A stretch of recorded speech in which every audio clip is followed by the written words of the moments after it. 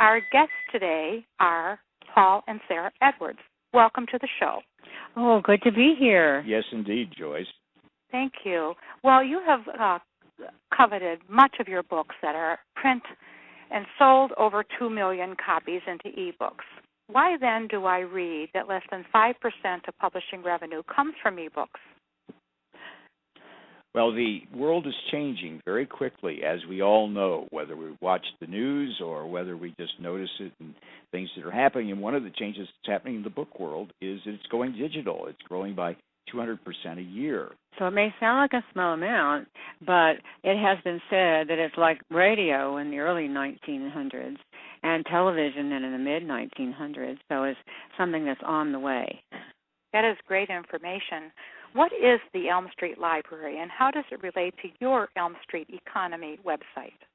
Well, the Elm Street Library is a place where we provide the information, the tool in the form of our books, and it's part of what we think of as a larger concept called an Elm Street economy.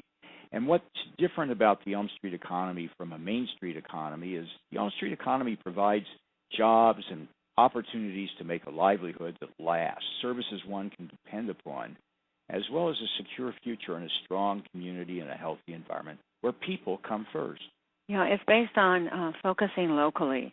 The global economy has put many of our local communities in very vulnerable position, being at the end of a supply chain that makes us vulnerable to all different types of global forces, including things like depleted resources and the instability of the global economy right now. So the Elm Street economy really focuses back on the way we've known America for historically anyway, where we earn our living in our own communities, and we know our neighbors. We build a strong local base for ourselves so that we have a greater sense of security. I think that's great. I think it's a great thing that you thought of doing this. You've always written about businesses with the best home businesses for the 21st century, and before that you wrote one for the 90s. Why are you now using the term livelihoods? Well, the reason for that is in the future we believe that a lot of the local economy will be based on other means of trade as well as money. And jobs, of course, we have thought of as something where you go to work for someone else and then you get paid a paycheck and then you go and buy things that you need with your paycheck. Well, we don't think that the people will necessarily be able to depend on working for someone else in a job kind of capacity, but instead it'll be very much like the things we've been writing about for years, where people will be self-employed. They'll be doing a lot of things for themselves that we don't actually need to have someone else to do, but we'll also be then making contributions to our community, which we may be paid for as self-employed people are now, or we may barter for that or trade for that or do exchanges with our local community that don't rely as heavily on an exchange of money. And so we thought that livelihoods would be a better term to describe those kinds of shifts. It is a better term because nowadays everybody is being laid off and they don't know what to do. They don't have any other skill. And so it really is important to just think of an idea for yourself as you have and just run with it. And usually if you want something bad enough and you believe in it, it works.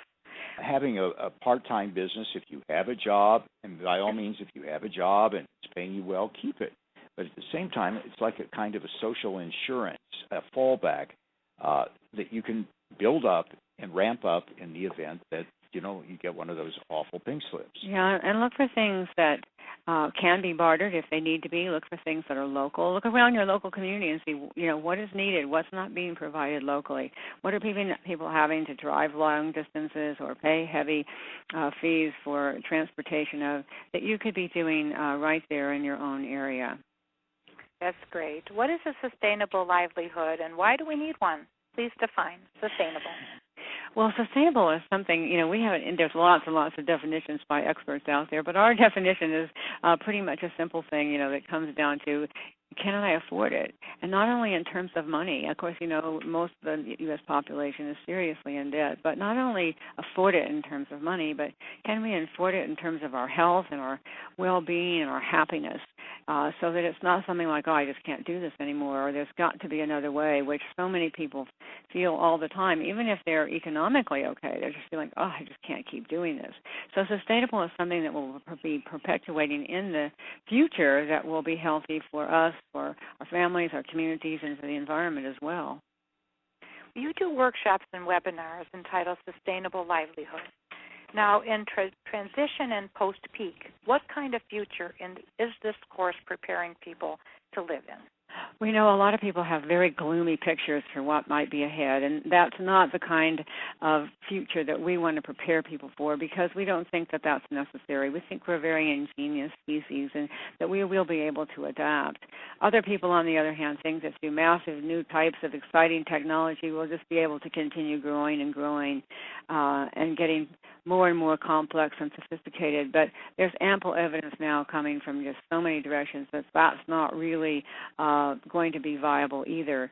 So the kind of future that we are preparing people for in our Sustainable Livelihoods course is a future that involves a gradual descent into a much smaller energy footprint, as well as a simpler way of life where we're not quite so stressed, well, we're not at all as stressed out and pressed and dealing with so many complexities and being 24/7, but really much more locally based and simpler. You use the word transition.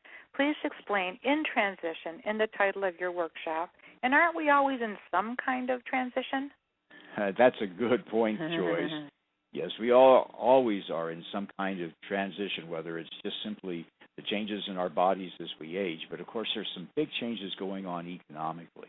And that means that what we're doing now may morph. That is, it may emerge, and that's what we want to do, is to find things that we can do for a living that will change. For example, somebody that was a home builder or in some aspect of that industry now looks at what's happening and where the demand is, and we're finding that, well, maybe people are remodeling instead of building new homes, or there's specialized homes and housing that's being developed, or people are developing needing houses developed that will grow food on the roof, or have a geothermal unit, or solar, and then adapting those skills that they have to what the times demand. Yeah, so in transition is that period between the kind of life we've been living for the last couple of decades, which have been very hectic and rather unstable, actually, but people have been doing fairly well oftentimes, to the kind of ultimate smaller scale, simpler way of life that we hope to be evolving into. And the in transition is the stuff in the middle. And that's really sort of a challenge for us right now, because we do need to continue living effectively in this gap. You know, we do have to stay afloat in the economy as it is now, but we also need to be starting to prepare for how we could live more simply and more effectively. And so it's that in transition period that we've referred to when we say that. Well, do you think the economy will bounce back? I've been around long enough to know that they have. They usually do bounce back. But do you think it's something that will bounce back sooner than later? Well, I think that we're going to have a variety of different cycles. And I don't think we're going to quite see it as it was. And of course, the way it was in the roaring 90s was a lot of people at the top benefited, but in actuality, the real earnings of average people weren't increasing relative to their expenses. And so what we're going to see is this up and down. And I think there will be signs, there's some real natural assets that we living in America have. Our riverways, the amount of land that can be devoted to agriculture. We have a really wonderful, wonderful resource in the place that we live. And what criteria do you use in choosing what livelihoods will be sustainable? Well, we were looking at the type of things that will address basic local needs that are not so much dependent on discretionary income.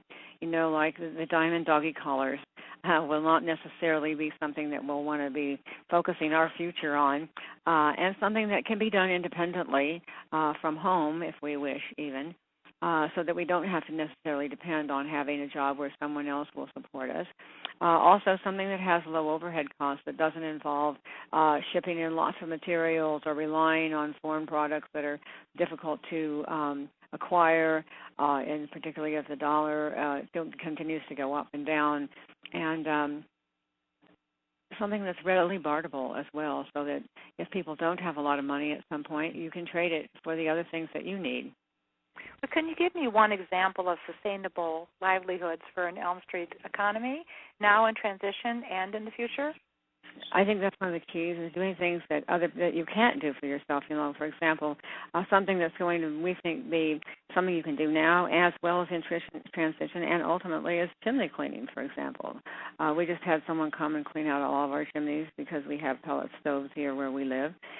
We also think that alternative health is something that's going to carry something. Certainly, people are doing well in that right now, and we think that it'll continue into throughout the transition and be particularly of value in an ultimately simpler way of life. Well, I think it's a great idea that you're advocating self-sufficiency. It's wonderful work that you're doing. Do you have a special offer for our listeners? Well, yes, we do. In the Elm Street Library, we're offering people 2 ebooks if they get just one of them. So that's a bonus. That's something you don't get. And all of our ebooks are priced well under $10. How could people reach you? That's at the elmstreetlibrary.com. And also we have a livelihoods course coming up on December 12th that people can learn more about by going to postpeakliving.com. Okay, that is great. It's just been such a pleasure having you both on the show, and I hope that we can have you on the show again. Oh, well, thank you, Joyce. We'd enjoy that. Thank you very much.